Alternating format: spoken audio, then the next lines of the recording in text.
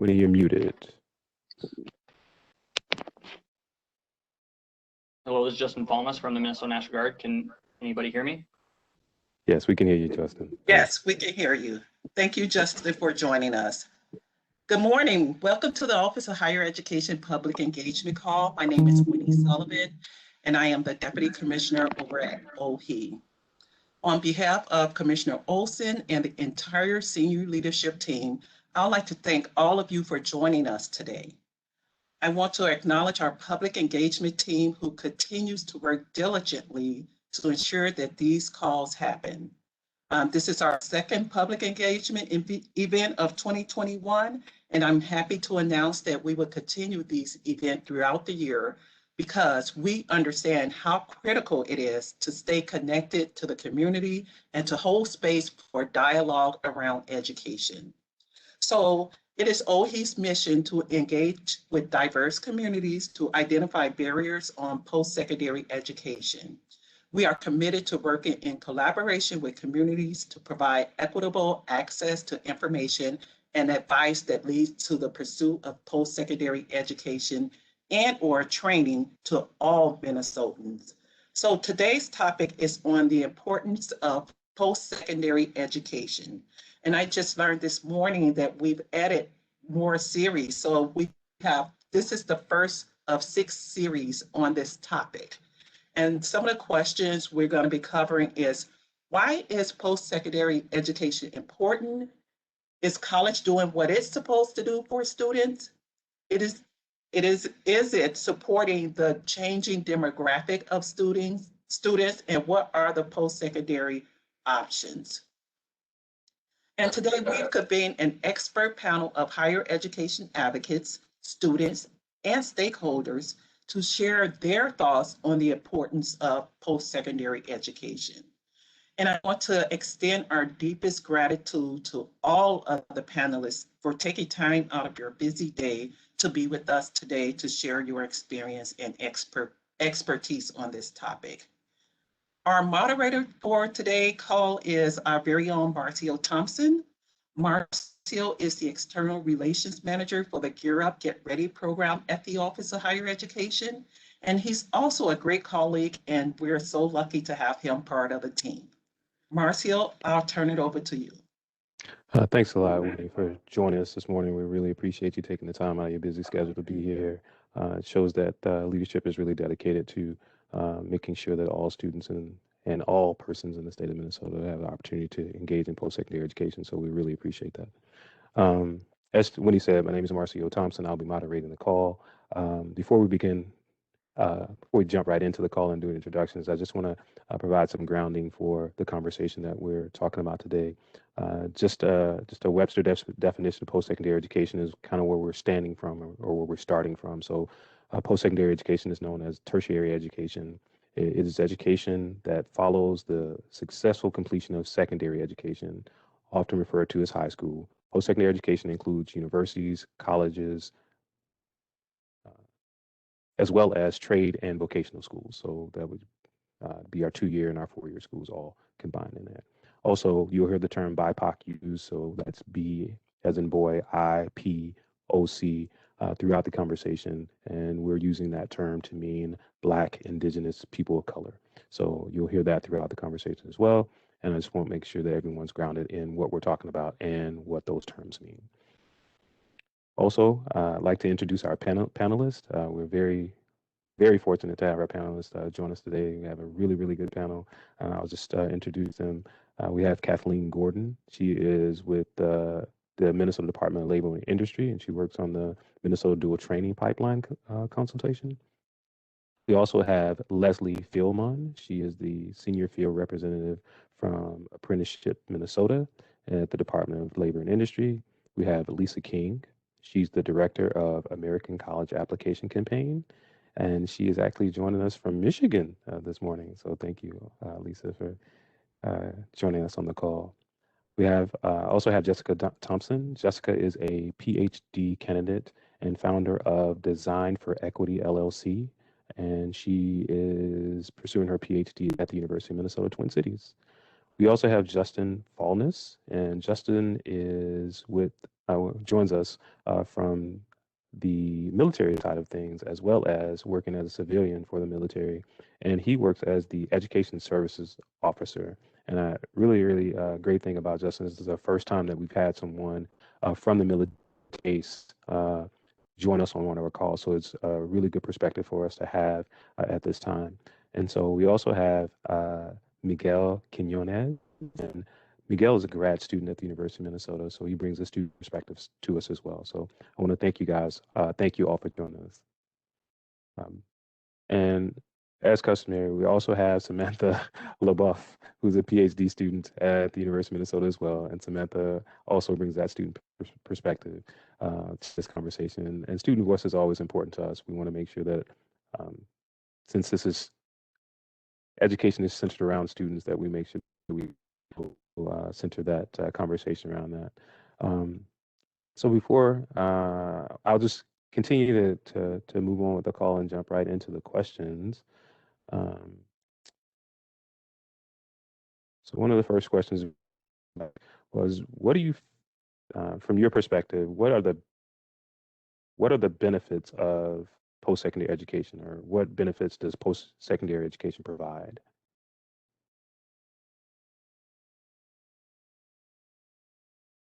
This is Lisa King with the American College Application Campaign. I'm happy to jump in first, just from a national perspective. I know the data that we see and we look at, where we see those who have a post-secondary education end up earning more over a lifetime. They have better job security. We can actually look at what happened with the pandemic this past year, and those who had any level of a college degree, whether that was at a 2-year or 4-year, they were more likely to retain their jobs or bounce back more quickly in the last 12 months than those who only had a high school diploma.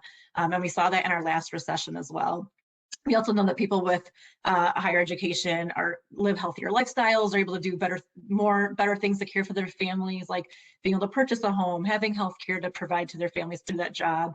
And we see people are more civically engaged. They're volunteering in their communities, they're voting more, and all of that increases kind of with that educational attainment rate.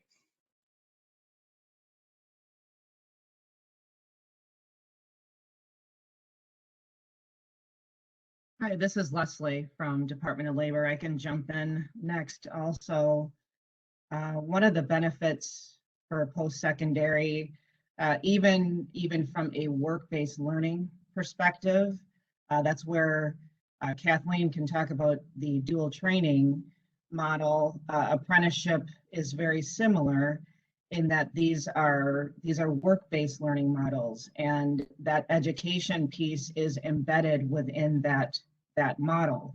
So not only are you getting that continued education, you're also earning while you're learning, and you are getting hands-on experience and skills in the occupation that you're working in. So it provides a really holistic and full-fledged benefit that not only are you're earning while you're going to school, you are actually doing the skills needed for that occupation.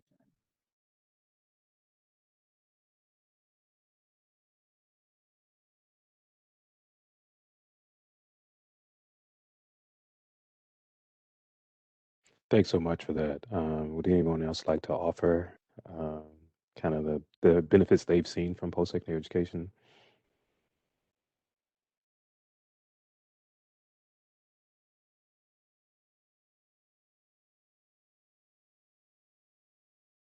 Okay. And it can be a personal story as well, if you want to reveal if you've had a benefit from post-secondary education. So if you want to provide that, anyone? Well, I think piggybacking off of Lisa's statements a little while ago about how during the pandemic and even the recession, job security is, really tentative when you don't have anything past a high school diploma. And coming from the student perspective, right now my research is all about financial outcomes, and one of the things I'm thinking about is job security. And I know that when we're moving, the 21st century is moving pretty quickly. Automation is something that's been on my mind. And so as we move into the future, I know that technology is going to start to replace human jobs.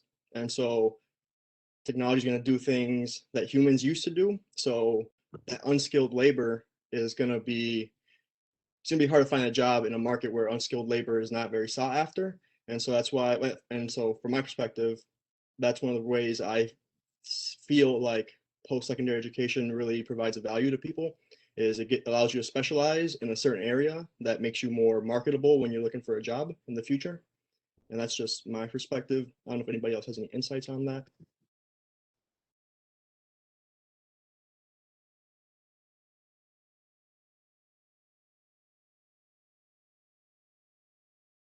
You're muted. I think you're muted right there, yeah. Oh, thanks, guys. Rookie mistake this time, right? I appreciate your help there. Thank you for your responses. I'm just going to move on to the second question. I think this is a very interesting question that everyone can kind of chime in on. So, from our perspective, things like public school education and libraries are considered a public good. Is post-secondary education considered a public good? And if so, what are some ways we could provide this benefit to everyone?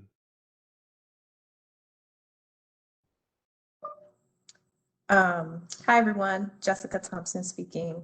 So I think that before to address this question, we have to unpack what it means to be a public good. There are various definitions and views on what a public good is, the purpose that it should fulfill, and for whom. And so I personally believe that until we as a society come to some clarification and agree up on these fundamental questions, we're going to continue to talk in circles. So that I think that is a critical conversation that we need to have, and it can't just come from the higher ed space. It has to be in collaboration with workforce partners, with students and families, with community-based organizations, with K-12 partners, with philanthropy, with government. It goes on and on and on. But speaking from my lens, and I believe that a public good drives equity, inclusion, and social justice. But speaking from that lens, I believe that higher education should be a public good. But would I say that it is now? I don't know. I believe that higher education, and education in all shape, forms, and ways is a fundamental human right. It's not just a commodity or a service for people to access to acquire training necessary to contribute to our economy, but again, something that supports humans' growth and development. And so what are some ways that we could provide this benefit to everyone? I think centering equity and social justice in our work is first and foremost. Making sure that higher education is affordable and accessible to all. And we have to work in collaboration and partnership. We can't continue to work in silos. I think if COVID-19 and the racial injustice that we've seen over the last year has taught us anything, is that these are grand challenges and no one sector has the solution. And so we have to be in partnership to think about innovative ways to tackle these persistent problems that we've been facing and trying to find solutions to for decades.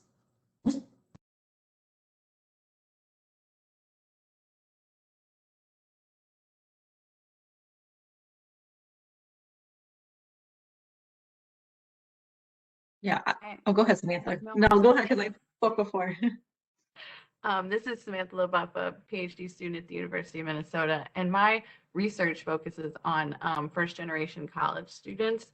And I define first-generation students as neither parent having completed a 4-year degree. There are various definitions, but I just wanted to say that I totally agree with what Jessica Thompson just shared, and that, I think college could be a public good, and that it absolutely should be, because it not only is like preparing you for the work world, but it exposes you to so many new ideas and new areas of study and new interests too. But a lot, especially for some of our first generation students, there are barriers to that education and barriers within the system itself that it is not set up for them. And so for it, I think, to become a public good, we do need to focus more on that equity and that inclusion. And yeah, before it can become one.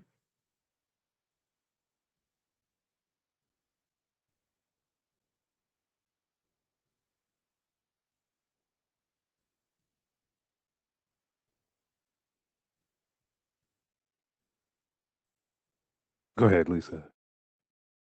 Oh, I was just going to say I was in such support of what Jessica has said of the systemic barriers that have always existed, right? That the pandemic really kind of ripped off some of the layers that people were able to just ignore or pretend didn't exist. And I think it's, I've tried to look at things in a very kind of like glass half full way, or really be able to say, okay, the pandemic was awful, but it's allowed us to say we can't walk away from these truths that we just saw of the hunger disparities, I apologize, I have a child who is knocking on the door right now.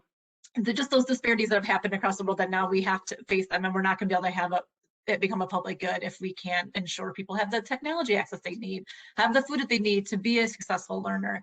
And all of those things do work together, and that we need to, as agencies, all come together and say, how do we support one another to help this collective good for our country?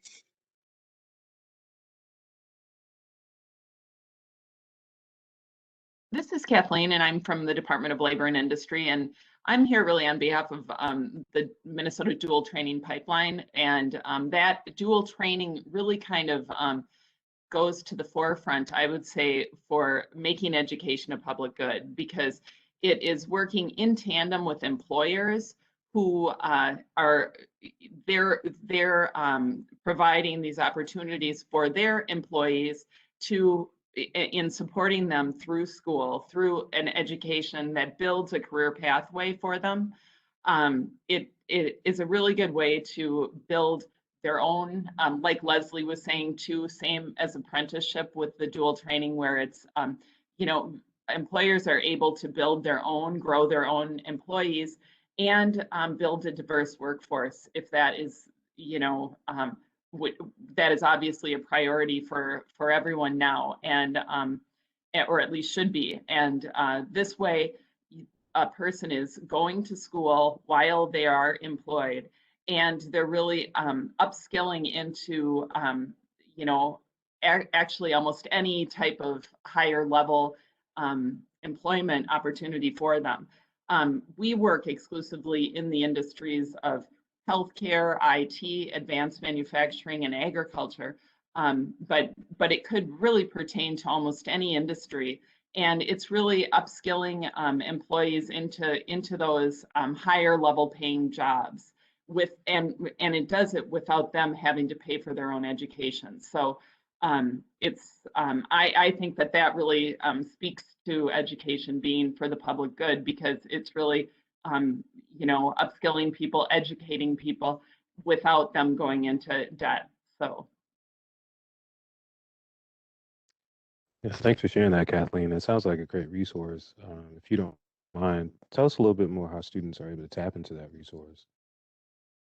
Well, we actually, on our website, we have all of the employers throughout the state of Minnesota who are using dual training, and it's really an employer-driven program. So we do work with, we have another area at the Department of Labor called Youth Skills Training, where actually school districts work along with business and provide different really career exploration while students are in high school, and also provide wage, gosh, what am I trying to say? They're able to work at these businesses within these different industries while they're in high school, and then they can move into the pipeline, so they can continue to upskill without going into college debt. So for example, there's at least one of the school districts in the Twin Cities area, they start out offering opportunities to high school students to become a certified nursing assistant. Then after they graduate from high school, they're still employed probably part-time with this entity, who is now paying for them to become a registered nurse, or what other health professional they would like to become. So it's really a matter of, as far as from a student perspective, it's looking at what type of career you're interested in, maybe finding an entry-level position in one of those industries, and then talking with them about creating a dual training program so that they can upskill if this employer doesn't already have a dual training program. And that's what we're here for, to talk to employers at the Department of Labor and Industry. Okay. Thanks so much for expanding on that. Would anyone else want to kind of address that question? Or okay. All right, so we'll just move on. One of the other questions we wanted to kind of bring out in this conversation is when we talk about the marginalized communities, and more specifically when we talk about our Black, Indigenous, and persons of color. One of the questions we have is higher ed, or the higher education system, the public or private higher education system, equipped to handle BIPOC students? So is it a place where BIPOC students are welcome? Is it a place that educates BIPOC students in a means that gets them to graduation? How do you guys feel about that?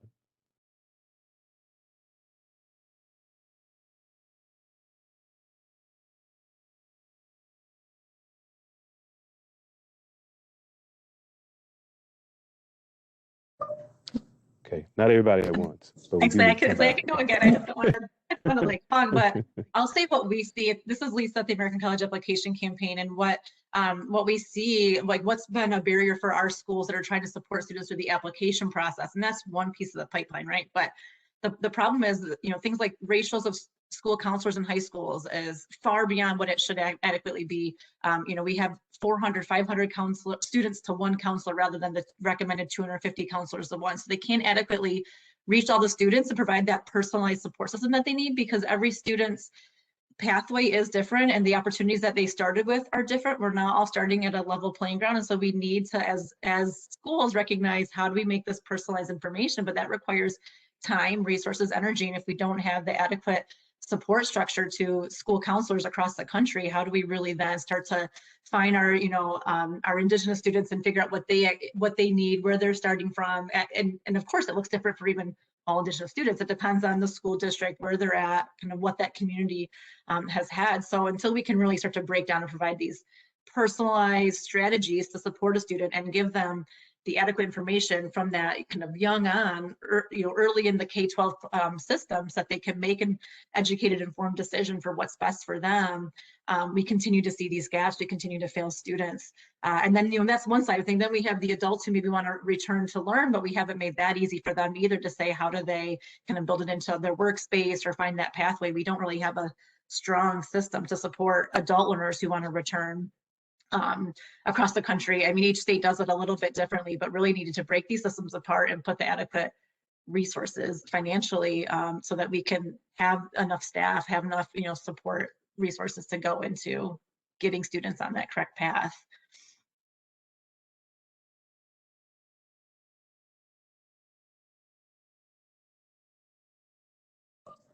I'll jump in. This is Jessica Thompson, PhD student at the University of Minnesota. I would say it depends on the institution.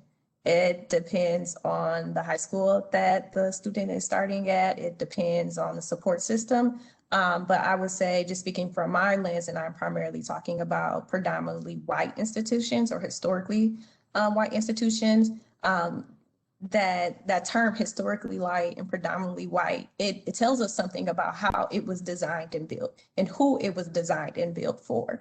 And so we can't ignore those historical pieces that continue to influence the environment, the culture, the teaching and learning practices of today.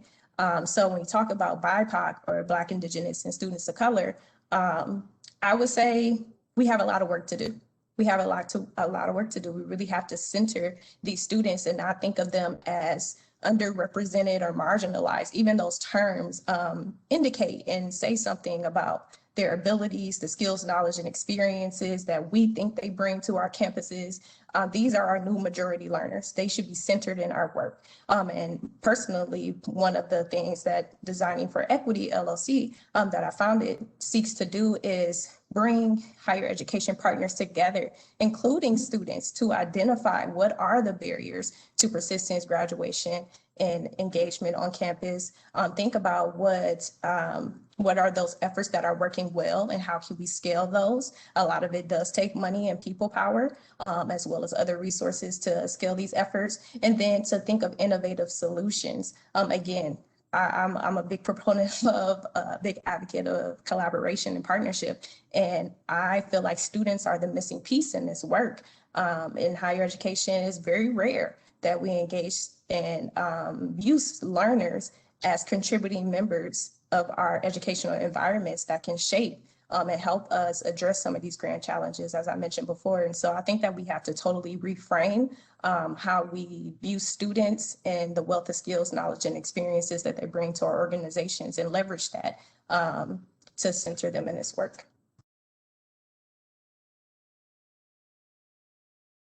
This is Leslie from Department of Labor. I absolutely agree with Jessica, and that is part of the things that we've been looking at Department of Labor as well, and creating pathways to employment for, you know, making these opportunities more visible and more available.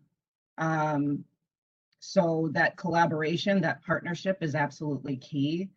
We've started to have more conversations around this, even with our employer partners, trying, you know, we have, with our apprenticeship programs, we have, the term is compliance reviews. And so we are looking at the makeup of the apprentices, and, you know, where we see that, you know, there's a lot of opportunity to diversify staff. We try to partner with many different entities, whether it's a community-based organization, having more conversations with the schools that the employers are leveraging for the related instruction component of their programs. This is a topic that has been a very key focus for us, because we want to create an equitable workforce, and creating those career pathways. Again, many of, even similar to what Kathleen had shared, I think one of the biggest misconceptions around apprenticeship is that it's only for the construction and building trades. And that's, the construction and building trades make up a lot of the programs, the apprenticeship programs that we have.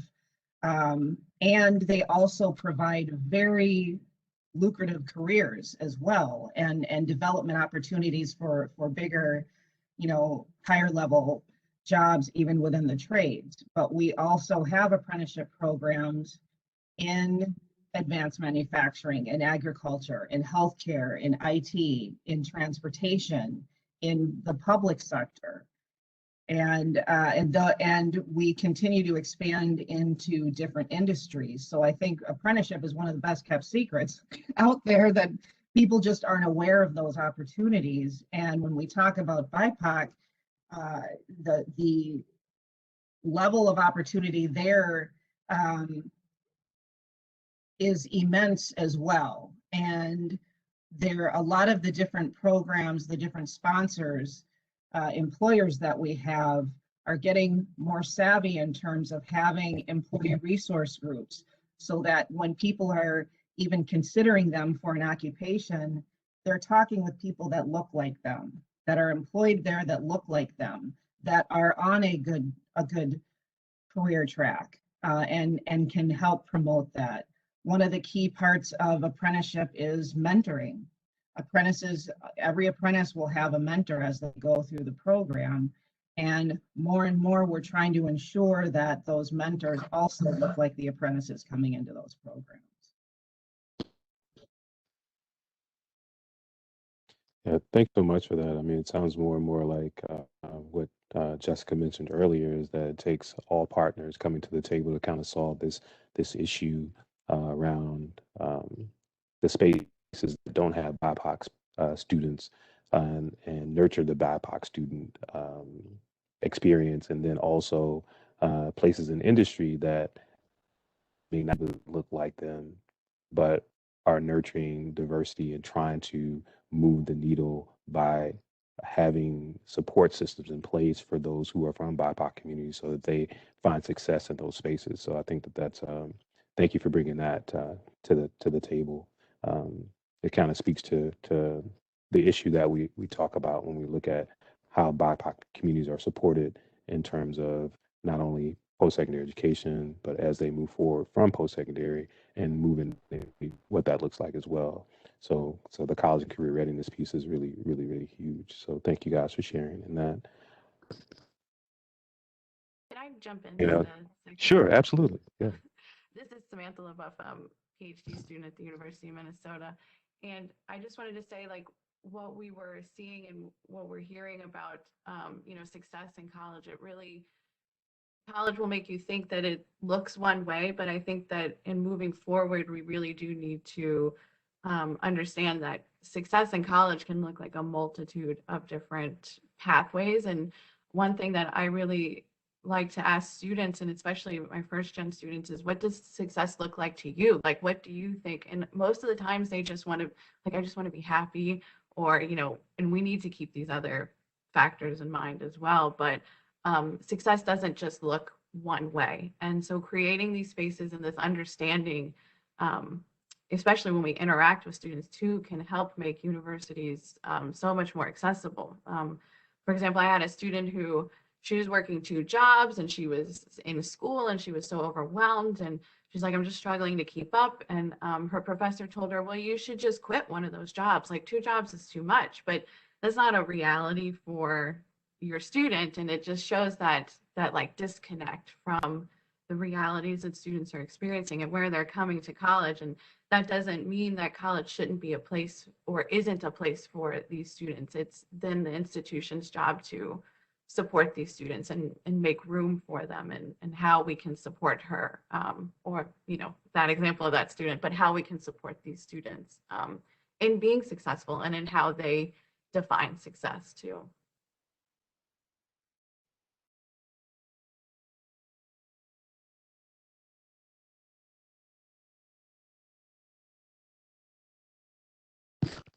Would anyone else like to kind of address this question? All right. Thank you guys for those responses. Those are really good. Thanks for moving that conversation forward. I think that what we should understand is that, in this series, we're trying to open up these conversations and kind of continue some of the looking at how we use some of this information to do a deeper dive and talk about how we move from problem to solution as well. So just to give you some context around that. As I said before, one of the things that we never have an opportunity to kind of talk about in these contexts is how the military is an option and how it plays into an option for students who are graduating high school or completing secondary. So one of the questions we had was, is the military a viable option for obtaining a post-secondary degree? And if so, what are those benefits and how does a student take advantage of those options? And I think we have Justin on the line. I think he's been unmuted. So can you hear me, Justin? Yep, I can hear you, Marcio. Can you hear me loud and clear? We can, thanks. Awesome. Okay. Yeah, my name is Justin Falness, and I'm with the Minnesota National Guard. So yes, I absolutely think it's a viable option. I guess I can use myself as an example because most people fall into the same situation as I do. Graduating from high school, I knew that I wasn't able to afford going to college unless I held down 2 jobs at the same time, and then it's just not practical to hold down 2 jobs and try to attend school full time. So I ended up joining the military, and the incentive to join the military was they told me that they were going to pay 100% of my college degree if I went 4 years and more also, but I was just at that time looking for an undergraduate degree. So I did go to college, and I got my 4-year degree, and I left school debt-free. Not only did they actually pay for my tuition fees, but they paid for my tuition, my fees, my books. They also gave me a monthly stipend to help with food and living costs. So really, I didn't really need a job while I went to college. I ended up getting a part-time job just to kind of save some money for situations. But yeah, it was definitely a great option for me. And with the military, I can only speak to the Minnesota National Guard, but we have benefits that pay for apprenticeships, licensures, credentials, certificates, undergraduate degrees. We even pay for graduate degrees, so master degrees, professionals, doctorate. My coworker that works with me, she has been in the military for 10 years, and she ended up working up towards a doctorate, received her doctorate. She also has 2 different certificates, and it was all free. Military paid for everything. So yeah, absolutely. It's, the military isn't for everybody. We all know that, but it is it is an option out there. Hey, Justin, and then when you're engaged in that option, what, so you also have to do some work in the military in order to get that benefit. So kind of describe, how that works as well. So students didn't just kind of believing they sign up and then they just go to college. So just kind of in that space, if a student is saying that this is an option for me that I want to choose, then how does a student, what is that student's kind of path? And they're joining the military. What's their obligation to the military? And then is the military kind of promoting the opportunity for post-secondary education, or is the military's expectation is that student just serve as a, whatever the job is in the military? Yeah, great question. So yes, let me just start from the beginning when they first meet a recruiter. So generally our recruiters go to high schools and recruit candidates to join the military. So that first summer after graduating high school, they usually go to basic training in AIT, which lasts pretty much the entire summer. So then when they get back from basic training in AIT, they can start up their school right away, and there shouldn't be any type of holdup. So they'll be able to go to school, and then they'll have to serve 1 weekend every single month. And the nice thing about that is you get a little extra pay to help with expenses and such. And then they're usually signed for a 6-year contract.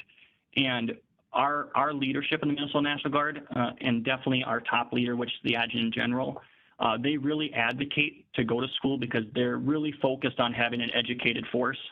There's nothing better than educated personnel in an organization. So they really fight for that, and they really try to make everything accommodated so soldiers, students can attend school. And like I said, it's just you have to serve those 1 week in a month while you're going to school. And then in the summer, like for instance, myself, I didn't go to summer school. So I always found ways to serve in the military during the summer to make that extra money. Generally, soldiers serve probably 2 weeks, maybe 3 weeks in the summer. But if you are motivated, you can find basically work for the entire summer to help out the Minnesota National Guard and then make that extra money. Does that answer the question, Marcio? Yeah, just to follow up to that, is there an obligation for the student once they complete their degree? Should they have to stay in the military an extended time because the military, help them complete that post-secondary degree? So is there any additional obligation a student might be tying themselves to by choosing that military option? Great question. So yeah, so generally, no, there's not an obligation. When they first join, they're obligated to 6 years. But once you start using your benefits and such, as soon as your 6 years is up, you can discharge. Now there's other incentives that soldiers are offered once they hit their 6 years. So one thing that I received, and pretty much every other soldier has received, was they will offer you a benefit that's called the GI Bill post 9/11. And that is a benefit that you can pass on to your dependents, so your children. So they incentivize me to pay for my daughter's schooling, and with that came a 4-year obligation. So my daughter I had my complete college paid for, and my daughter will also have her college paid for. And it's just one of those things, we're in a position where we'd be able to pay for my daughter. I was not in that position when I graduated high school. There was no way that my parents could afford sending 4 kids to college. So it was needed for me. My daughter isn't going to need it, but I'm going to definitely take the benefit that was offered to me. Yeah, thanks a lot for sharing that and sharing some of the personal side of that, Justin. I really appreciate that. As I said, there's many pathways that students can take. We want to make sure that we broaden the opportunities or the information around the opportunities that students have when making their post-secondary plan. So definitely thank you for coming and sharing that with us today. We're going to move a little further in the conversation. One of the things that we received in the chat, and I think Kathleen, it was someone kind of hit on what one of the things that you mentioned about the dual training grant. And one of the things they were talking about is are students with intellectual development disabilities able to participate in those types of opportunities? Yeah, I don't want people to get mixed up between dual training and dual enrollment PSEO. That's a little bit different. Those are the dual enrollment, and PSEO is in the high schools. For dual training, what we're talking about is working, an employer works along with their employee to upskill and earn a degree, certification, or industry recognized credential through a higher education institution. However, yeah, anyone that has an interest and aptitude in pursuing any of the careers that are identified within the dual training would want to work with their employer to, hopefully set up something for them. So yeah, that's we're definitely we are very inclusive, and equity is very important in our model. Okay. Thanks so much for sharing that as well. We really appreciate that. And just to expand upon the dual enrollment and how dual enrollment is run out of another state agency and not out of your state agency. That's correct. Right, dual enrollment and PSEO would be part of the Minnesota Department of Education or Office of Higher Education, and I think they kind of work together with those. Yeah, thanks so much. Just wanted to give the distinction there. Didn't want people to think that was out of your office. So really appreciate that. When we talk about equity and diversity, I think that one of the things that sometimes doesn't come up and is not at the forefront of the conversation are those students who have intellectual or developmental disabilities.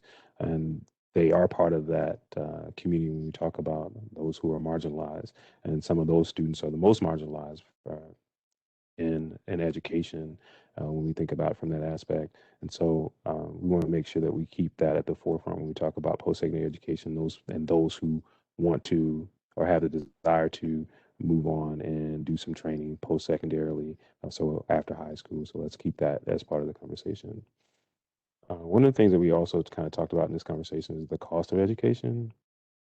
So as the cost of post-secondary education continues to consistently change or consistently rise, what are some revolutionary changes or strategies that are needed that post-secondary institutions need to make in order for their institutions to continue to evolve and be more inclusive and more equitable in terms of access to BIPOC communities?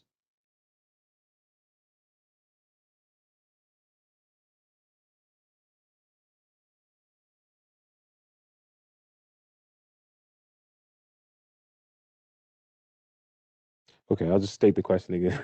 So we're seeing the cost of education continue to rise at a steady rate. So more consistently, we see that change on that end of the spectrum. So the question is, what kind of revolutionary changes or strategies would we like to see institutions make in other areas that could help them evolve just as fast as the change in the cost has been changing?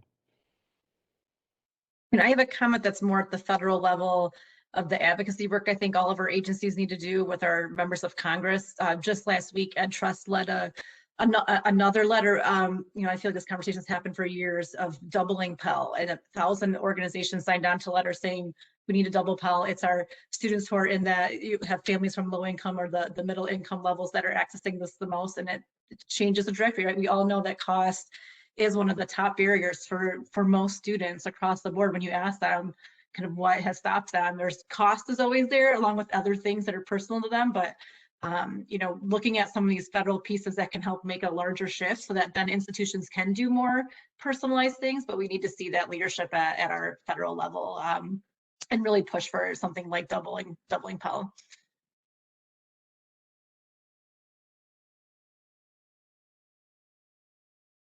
Samantha Lepp here.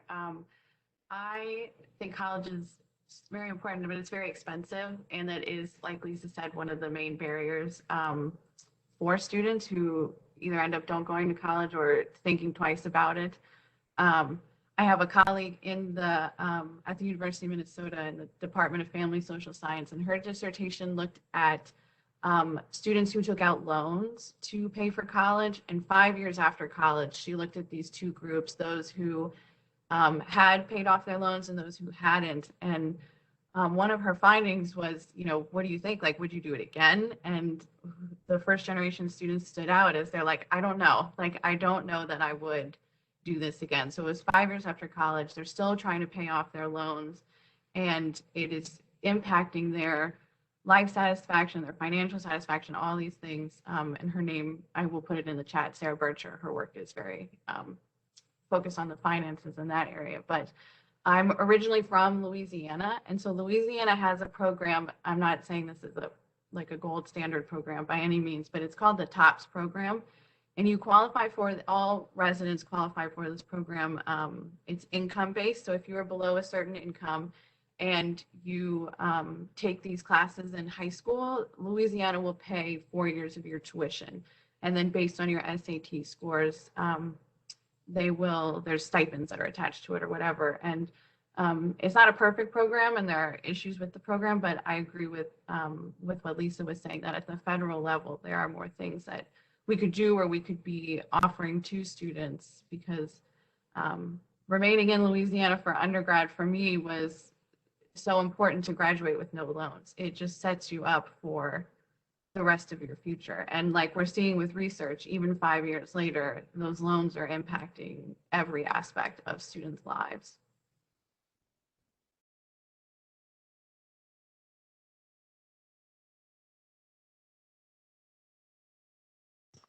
Yeah, thanks so much for sharing that, Samantha. That program does sound interesting, and there are other states that are doing similar things to that, even if they're just paying for maybe the first 2 years of college for students, or maybe free community college for students. Are there any other strategies that you guys know about, that any other panelists know about, or would like to even see post-secondary education take on, institutions take on, so that we're evolving to kind of meet some of the challenges that are different from when post-secondary, first started to make the changes that it's to get in the current state that it's in. I know earlier you mentioned, Jessica, not to pick on you, but you also mentioned how post-secondary education, how it was built. So how it was kind of formally, the institution was kind of built, and the premise that was built on, and who was built for. So you kind of talked about that. So if anyone else could talk about kind of the evolution that it needs to make in order to be, more inclusive, if it's from a financial perspective, if it's from a student support perspective, is from an academic perspective, just kind of give us those things. Hi, everyone. This is Jessica Thompson, PhD student at the University of Minnesota. In addition to increasing federal and state support for our institutions, I think another way to kind of, while that ball is moving and that snowball is gaining momentum, I think that we have an obligation to make sure that our students have qualifications and certificates and other ways of demonstrating what they have learned and the skills that they have gained while in pursuit of their post-secondary education, even if they do not complete a 4-year degree. And so I've been doing a lot of research on this idea of micro-credentialing. And so this idea, again, regardless of whether or not a student finishes their degree, if they take, say, 4 economics classes while they were attending their program, they could get a certification or something, a badge or a credential from their higher education institution that they can still put on their resume to show like, hey, You know, I may have not completed the full degree, but I do have expertise, skills, knowledge, and experiences in this area. And so I think that we have a duty and obligation to not hold our students back from getting opportunities and continuing to prosper and have thriving lives by putting on this additional barrier of debt. Debt is it is not a personal thing. We should not personalize it and put it on the individual and say like, you're a bad person because you carry all this debt. No, there's a lot of systemic barriers in there and we have to unpack that. I mean, as Samantha was saying, it does have a lifelong impact on you. I can speak from my own personal experience as a low income identifying student in the process of trying to buy a home. Like I never would have thought that my student loans would be considered in that. And I was turned down for a lot of loans and opportunities to subsidize the cost of obtaining a home and purchasing a home just because of my student loan debt. This was something, again, these were decisions that I made at 18, 19 years old. And it just continues to be a burden and a weight on me that I'm going to have to deal with at some point. But the idea of micro-credentialing could help me obtain a job and position that is higher paying, even if, like I said, a student doesn't finish their degree.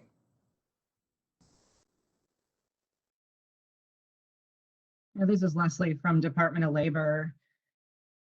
Another, just to add another layer to this from a workforce standpoint is, providing other resources for employers as well. Again, a lot of the employers that we work with that have registered apprenticeship programs, many of them are paying for the college education, other training that is covered by that employer, but not always. And so that's where certain grants have come in to be very supportive in helping employers just simply be able to train and upskill their staff. So again, when we talk about this collaboration and partnership, creating other sorts of opportunities like that, we have to involve the employer community as well. That is one of the benefits of apprenticeship and dual training is they're not in most cases on the apprenticeship side. It is the case for dual training, but on the apprenticeship side, in most cases, again, they're not incurring that college debt. So the more opportunity we can foster so that employers are in a position that they can have these opportunities in place, the better, because we're putting people in the workforce. People are working while they are going to school so that they're not, again, incurring that debt. So and fortunately, we have been able to create some of those opportunities. Certainly, there's the partnership with Department of Labor and OHE for the pipeline dual training. For Department of Labor and DEED, we also have been partnering for the Minnesota Apprenticeship Initiative. We're fortunate to have an administration right now that's very supportive of registered apprenticeship and other initiatives like that. And we will start to see a lot more support for employers in creating these kinds of pathways for individuals. But I think if we can have people on the path to their career, working, earning a paycheck while they are in school, the more opportunities we can do like that, the better.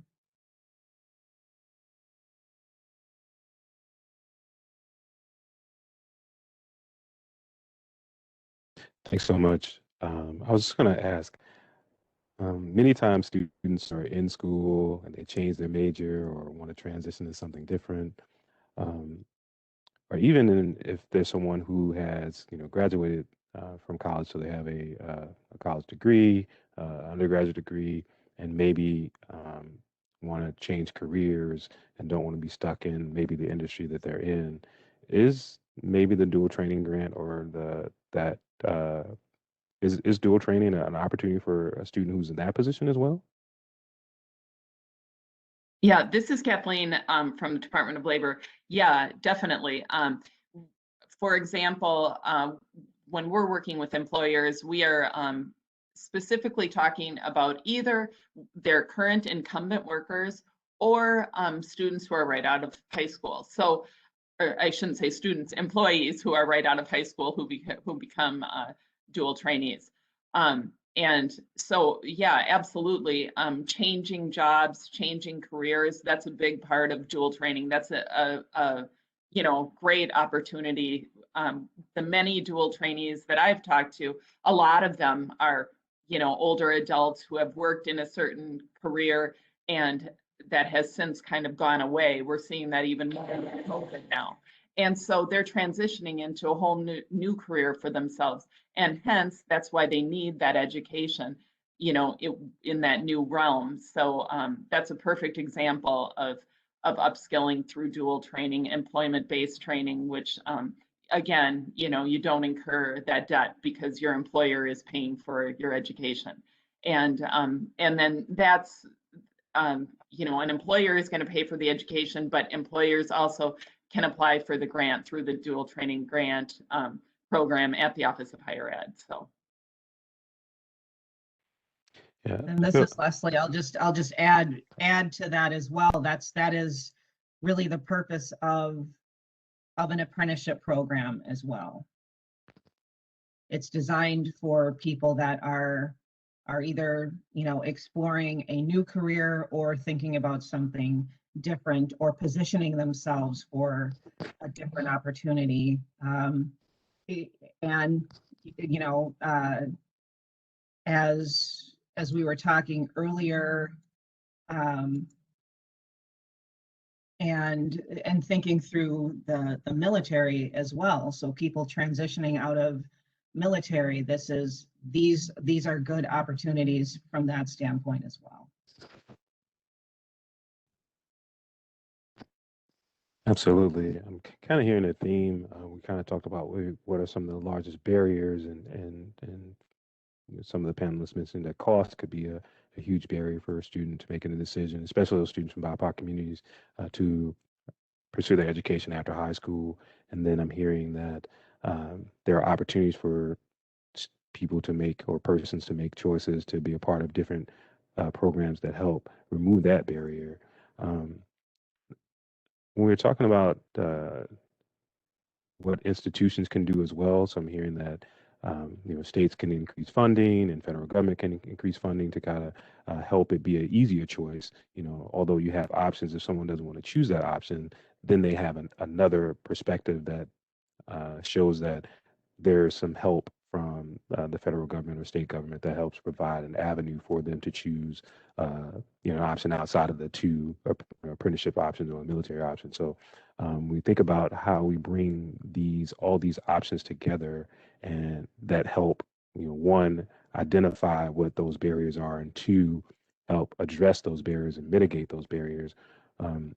What are some things that you guys have seen as other barriers, and what might be some solutions to help move the needle, especially from those students for BIPOC communities, to help remove those barriers for students from BIPOC communities, to help support them in making that jump from secondary to post-secondary?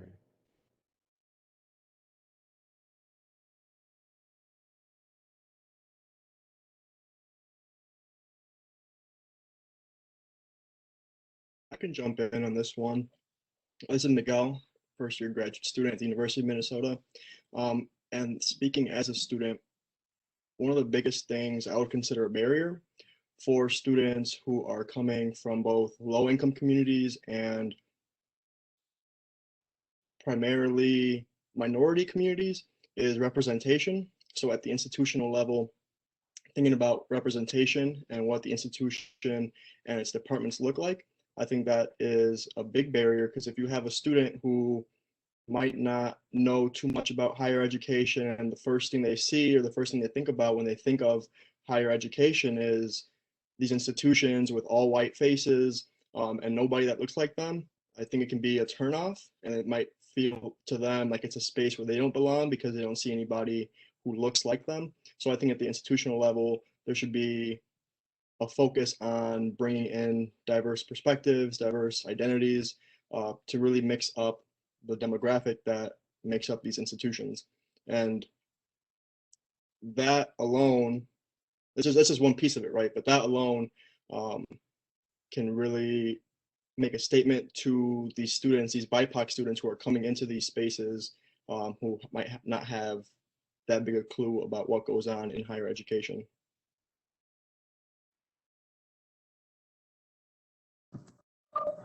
To build up on Miguel, and this is Jessica Thompson speaking, PhD student at University of Minnesota, exposing the hidden curriculum, making the implicit explicit. And I think that, and what I mean by hidden curriculum are those pieces of navigating higher education that aren't written on a piece of paper, that, you know, are passed down from generation to generation through oral and written text about just, again, how to navigate this place. So I think that part of it, again, is making the implicit explicit and making sure that everyone has a deep understanding of the expectations, what may be some of the challenges. I think that's one of the things that we don't talk about as much. We, you know, put higher education and we frame it as this utopian, just rainbows and sunshine type of place. And I'm speaking from my own personal experience. That's what I thought it would be. I grew up in Cleveland, Ohio, and yeah, when people used to tell me about college, it was just like, oh, it's just going to be so much better than home.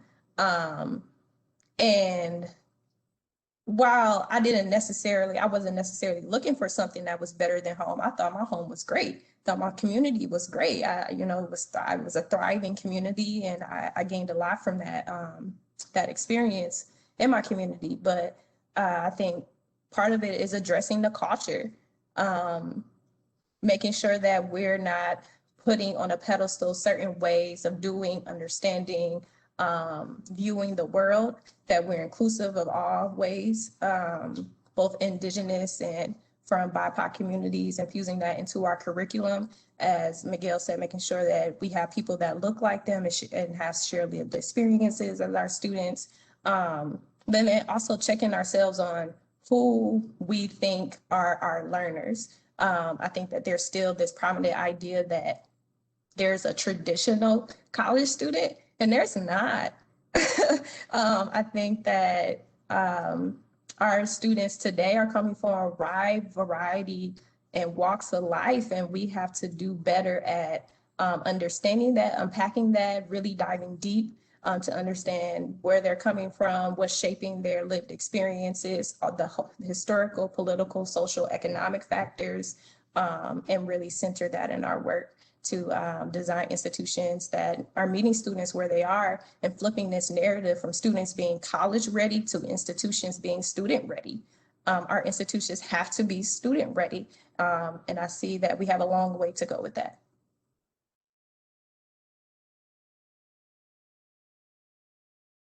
Absolutely. This is Samantha Lepp, PhD student at the University of Minnesota, and I am in the Department of Family Social Science. So my dream would be for universities to get families more involved within not just the college application process, but throughout. My focus is on first-gen students, so I keep coming back to this, but we approach first-generation students almost as this like deficit, like your parents didn't go to college, so you don't have that capital or the information that's necessary, but they have so much more than that. Like their families have, and especially in other cultures and other communities, like it's a community. And so if we get their communities involved, I think that will not only increase retention, but it'll increase life satisfaction. And so just making space for the families that students bring and that students come with, whether that's, including like families in the orientation process, or, I know some universities do like a family day in the very beginning, but I think increasing that family connection past the first year too is really important too, and letting students feel like they belong and still getting to keep their family and that culture and that wealth that they bring.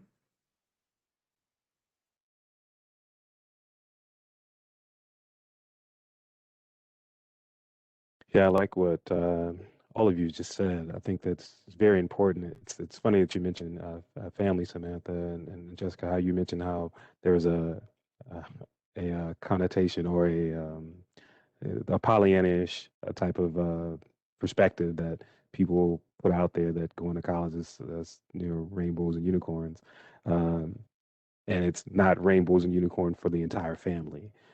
Many times when I would say a student from a BIPOC community or a first generation student enters into that college space, they're the hope of that family. They're the expectation to succeed is there. So talk about some of the responsibility and maybe even some of the risk that students from those communities encounter by stepping into the college space.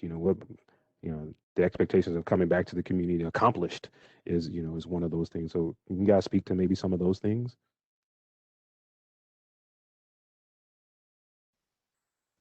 This is Samantha Lepp again.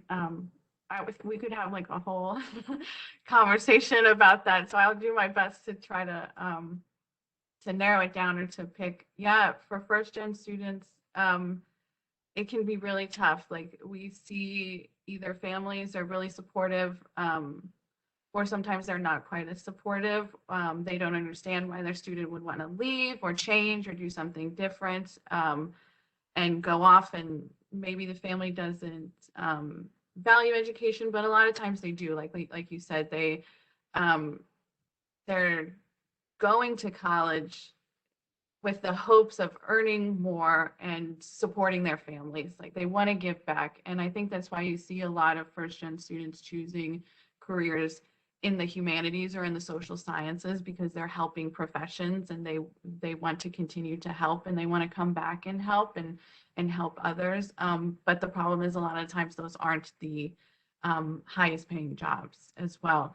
And so you're having to balance all these things. Plus you have the changing roles within the family. So a lot of times these students are still living at home, still maintaining a lot of these roles within their family. So picking up siblings, cooking dinner, like continue to do these things for their family while also still trying to balance their new roles and responsibilities at college, being a student, trying to participate in the college experience, join all these clubs, do these assistantships or these internships. And it's tough. And I don't have a great answer. That's a lot of what my research is about, is how we better develop supports for them and these changing roles and these barriers that they are facing. So I don't have a wonderful answer, but research is focusing on it, and that's something I'm extremely passionate about as well.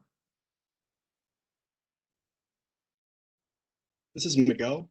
I think drawing from what past panelists have talked about, I think there should be an emphasis on meeting students where they're at, as opposed to trying to bring them to where the university or the institution thinks they should be at. Because they might be coming from backgrounds that are under-resourced, and so they might not have a lot of the tools that will help them succeed as compared to other peers who might have had family members and generations of people who have gone through college and who've gone through the process and know what to do, what internships to pursue, what different opportunities to take on. So it's important to give them, not only meet them where they're at, but help them understand the realities of what their decisions will entail. Like Samantha talked about, a lot of first gen college students going into humanities, and like she mentioned, the reality for humanities majors is that they're not very well paying. And so these first gen students who don't come with all of these resources and knowledge about education might go into this not knowing the debt that will accrue and that will follow them for the rest of their lives, or for a good portion of their lives.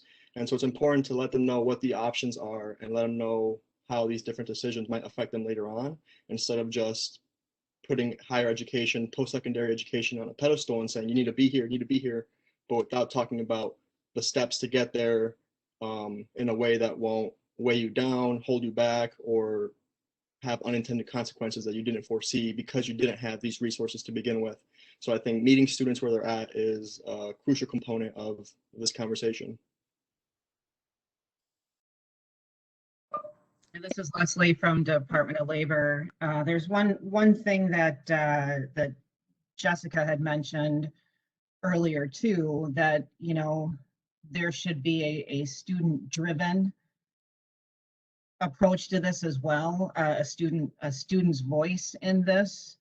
I think it's such a multi-layered, there's so many layers to this.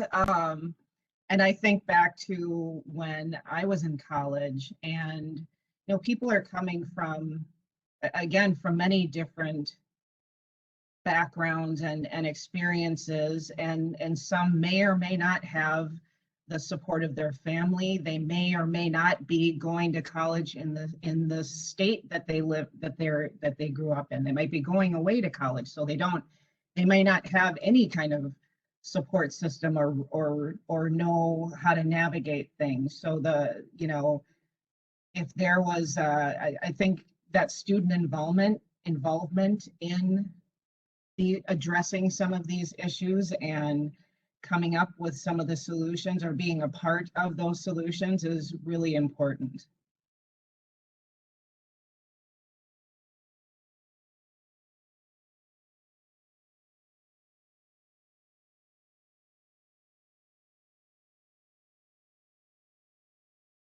Did anyone want to weigh in very quickly on that? Okay. So I want to just open it up in the chat. So if you have a question that you'd like any of the panelists to address, just go ahead and drop your question in the chat. I think we have covered most of the questions that we had on our end. If we don't drop any questions, if no one drops a question in the chat, is there any final thoughts that anyone would like to share with some information that we hadn't addressed, or something that you believe that is important to this conversation that has been missed?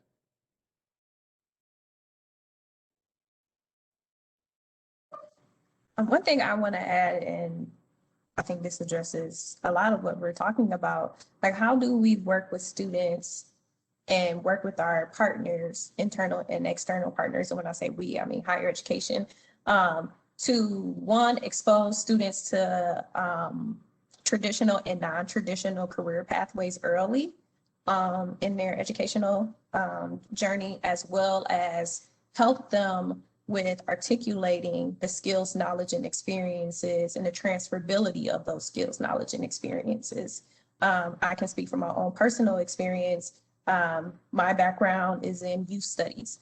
And so youth studies basically mean I work with young people, but not in a traditional education setting.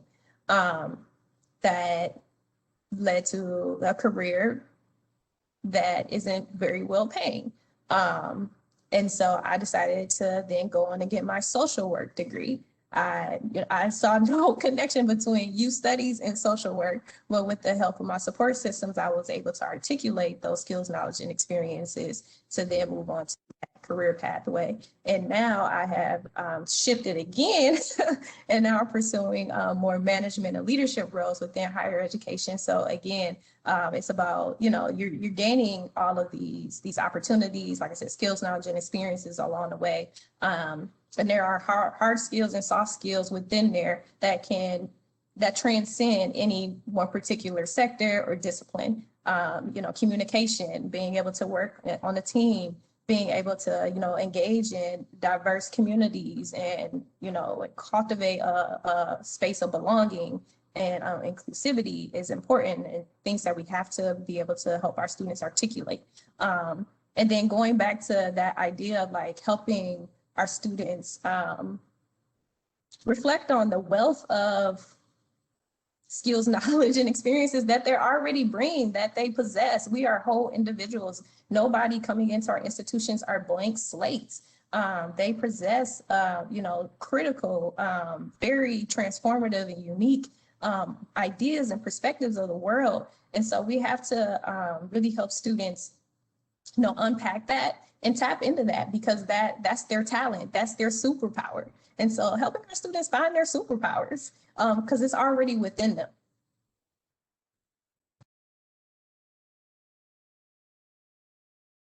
This is Samantha Lepp from PhD student from the University of Minnesota. And Jessica, I think that is so important.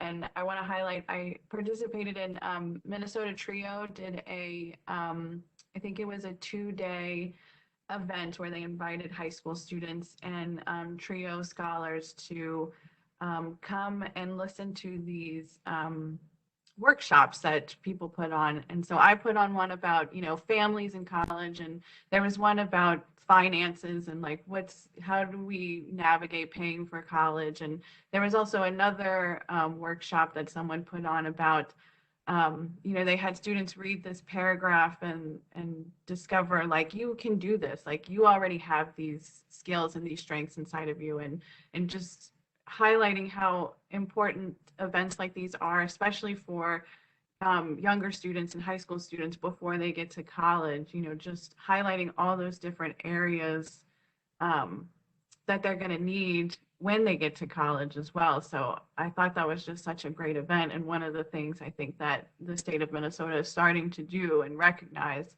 in preparing students for college.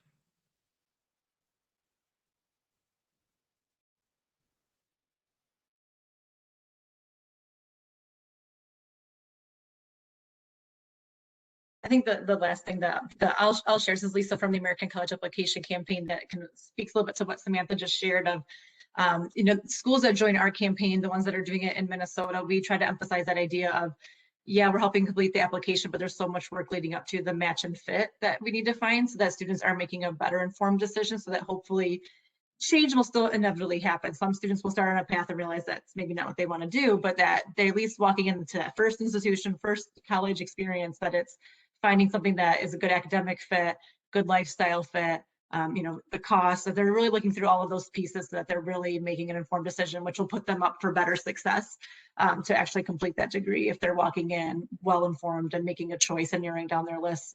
And not just saying apply to college. Like, what does that mean, right? Like, yes, I'm being told to go to college, but how do I narrow down a list of institutions I'm looking at that are a good fit for me, my family, my lifestyle, of what I'm looking for ultimately in those career goals.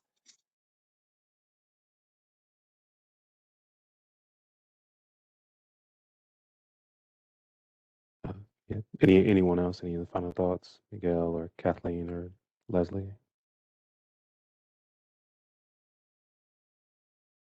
Well, this is Leslie. Another thing that anytime you can create an opportunity for students to have conversations directly with employers or industry or associations, organizations, where you've got access to people that are in a field that may be of interest, and you can start getting students used to having those conversations and asking different questions about those careers to see if it really is something that is of interest or something that they can pursue, giving them access to this is something that I learned very early on in my career, even when I was in college, is networking is very important. And so being able to talk and have those conversations with people to start building those connections is really important.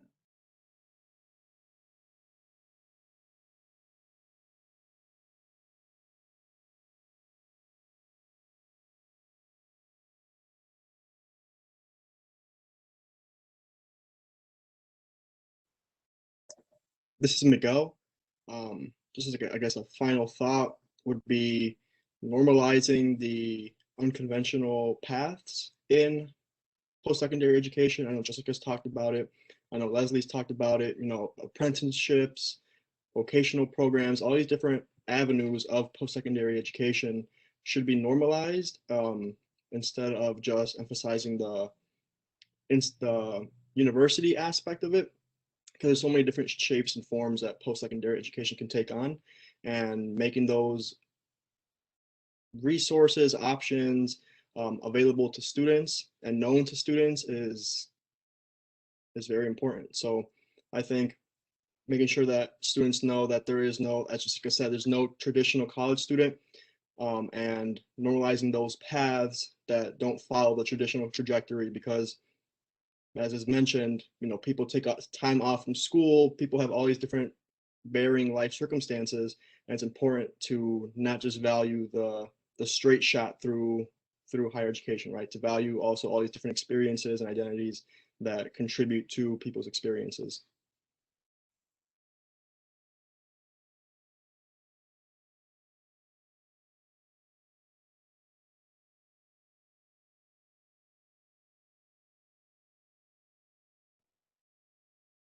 Yeah, thanks so much for that. Any other things anyone else thought to offer? I think we may have had one additional thing pop up in the chat. Just quickly, let me see. This is Jessica Thompson, and I know I feel like I'm taking up a lot of space, but I feel No, like it's okay.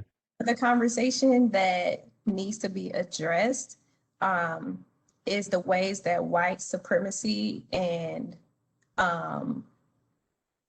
shows up in this work and are influencing how we meet students where they are, our perceptions of learners and their capabilities and their strengths, as well as just the delivery of our work, and how it is rooted in white supremacy and how we can break that down and get that out of there, and really like center anti-racism work, because that is critical, super, super critical in my eyes.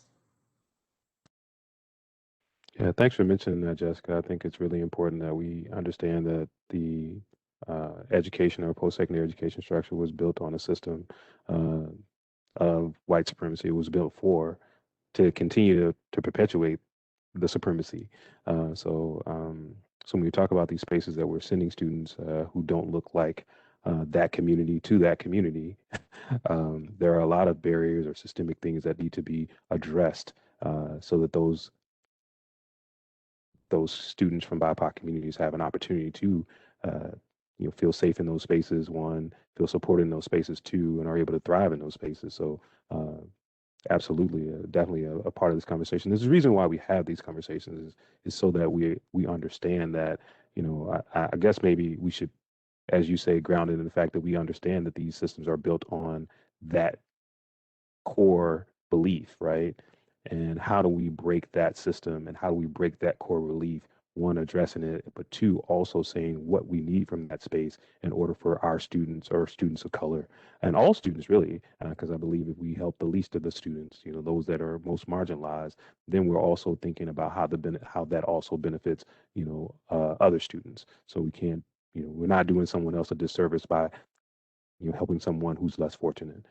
So if we look at it from that perspective, I think that we'll start to break those barriers down. But I like what everyone has said today, and especially in the space of making sure that these institutions are prepared to meet these students where they are, rather than preparing these students to meet a standard that these institutions are setting, and not when I'm saying a standard like academic achievement or those things, but if you're not willing to meet a student where they are, then you can't have an expectation of that student to be achieving at the standard that you're setting outside of that realm. So just to put that out there. So appreciate what you guys have been saying. We're coming close to the end of the call here. I didn't have anything else that kind of came through in the chat. There was just one other thing someone mentioned about state investment in post-secondary education, how we need to be more mindful of how we invest and make the hard decisions about how we finance post-secondary education. And if anyone has, I know Lisa, you mentioned earlier about some things that are happening at the federal level that are going to help, which is doubling Pell or expanding Pell or making Pell more. Those conversations have been had for a number of years, as you mentioned before, but definitely are important to continue to push the envelope in that space. state funding has actually continued to go down in some of these in some of our state institutions. So I would say at some point the state has to make some decisions around how that how public education is funded in the state of Minnesota as well. So so some tough decisions in that space. As we approach the 11:25, I just want to make sure that we do some housekeeping, also do some thanking of you guys. But just kind of in closing thoughts, as I said, I think that um, uh, everything that everyone said is important today. We talked about the pathways or choosing how a student could choose a pathway or multiple pathways to be part of the post-secondary education. Uh, how students can save money or mitigate the barrier of having to pay for college. How choosing a good college or how to choose a college is important as well, and that match and fit piece is ultimately important. How institutions should be changing to address or to look at and see the value of students and their families and engaging those families in that space and making sure that students feel supported because their families can come and be in that space with them. All these things are important things that we need to push the envelope on and see when we talk about the evolution or as post-secondary institutions evolve, that these are things should be at the forefront of their minds. So we'll continue to keep these conversations moving forward. The one last thing I'd like to say, I love the thing about the superpower, and I think the thing should be if a student has a superpower, they should be able to go into post-secondary and learn how to be a superhero and learn how to use those superpowers, right? So that should be the ambition of every institution is to, uh, be a place where a student can bring their superpowers and together, that makes a superhero in some aspects and able to use that to help remove whatever barriers in some other person's life to help move society forward. So parting thoughts for us, we have this call each and every month, and we like for everyone to be able, our panelists, if you have some time to join us, it's always at 10 a.m. We do an hour and a half. We try to have good topics and good conversation here and just to help move conversations forward. But we look forward to seeing everybody next month in April to have our call as well. I just want to thank all of our panelists, Lisa King, Leslie Philmon, Kathleen Gordon, Miguel Quinones, uh, Samantha LeBuff, and Jessica Thompson for joining us today. You guys have been so wonderful. Everything that you guys have said has been so good, and I'm sure it resonated with many of our attendees. It definitely resonated with the staff at the Office of Higher Education. We're recording this, and so this will be available probably in the next week or so on the Office of Higher Education's YouTube site for anyone who wants to hear it again. So if you as a panelist may have missed something, you want to come back and hear what one of the other panelists said, you can go and check that as well. Also for the attendees, as you log out, there will be a survey with a few questions that we ask you to just go ahead and provide an answer to. We want to improve upon the work that we do for attendees, improve upon the information that is given out at in our public engagement calls, as well as improve upon the topics and information that goes forth in our public engagement calls. So thank you again for being attendees and coming and taking the time to engage in such an important information. Oh, I forgot one of our panelists, Justin Fallness, because I didn't see you're not in the panelist link here. So Justin, thank you as well for joining us and really imparting some information that we never even provide to this space. So that was definitely something that was needed. And so I appreciate you taking the time to do that as well, Justin. Once again, thank everyone for the opportunity and time for us to come and share this important information. Hopefully, you'll join us on our next call next month. We'll be getting that information out as well. And if you have any questions or you want to have any comments and things you want to share, do the survey. You can also reach out to the Office of Higher Education. As I said, my name is Marcio Thompson. I am the manager of external relations for the Get Ready program there. Also, just a quick shout out, Jessica. I saw you put Trio Works in the chat. All of the college access programs are out there that are working very hard to engage students with post-secondary knowledge and preparing them for an opportunity to even plan for what they're doing post-secondary. So there's a Get Ready at the Office of Higher Education. Of course, there's TRIO, which is Educational Talent Search and Upward Bound. There's also AVID. There's Rep Up for Readiness from the University of Minnesota. There's College Possible. So all of the programs that are out there that are, there's Gear Up programs out there as well that are doing the work to try to introduce as early as possible this planning opportunity for students so they don't foreclose on what they're going to do with their lives and what they're going to do after they finish high school. So shout out to all those programs that are doing that hard work. And hopefully those guys are joining us on these calls and getting these nuggets and being able to implement some of the things into the program to help improve what they do for those students as well. So once again, appreciate you guys' time and hope to see you next time. Have to see you next month in our public engagement call. Thanks.